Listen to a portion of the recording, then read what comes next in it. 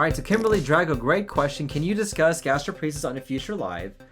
You've been diagnosed with gastritis and been recently diagnosed with gastroparesis. Wondering if there's a connection. Thanks. Well, Kimberly, what better time than now? Let's do it now. All right.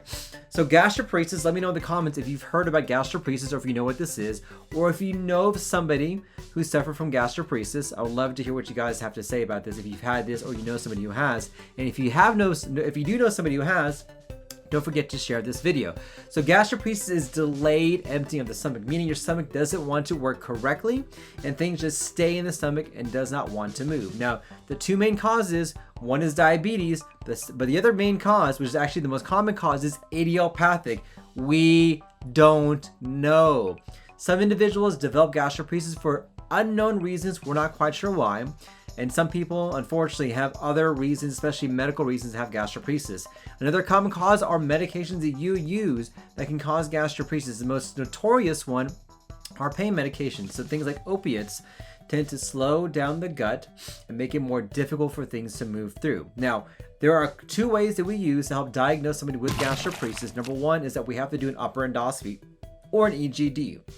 Now, when we do this procedure, we have to make sure there's no obvious mechanical reason why things are delayed. So we check for things like ulcers, inflammations, narrowings inside the GI tract to explain or possibly explain why you may have gastroparesis. If that is normal, the gold standard is a 4-hour gastric emptying test. Now, it's very important that it's 4 hours because any other test less than 4 hours is not accurate and will not diagnose somebody with gastroparesis. So in essence, what you do is you eat some eggs, we have you see your radiologist, and they take pictures, and we see how long it takes for food to leave the stomach after 4 hours. And in most individuals, almost all the food will be leaving the stomach after 4 hours. Now, let's say you've been diagnosed with gastroparesis. There are a couple different options that we can do depending on how bad it is, and we can use the gastric emptying study as a marker to see objectively how bad your gastroparesis is. For some individuals, dietary changes can help out.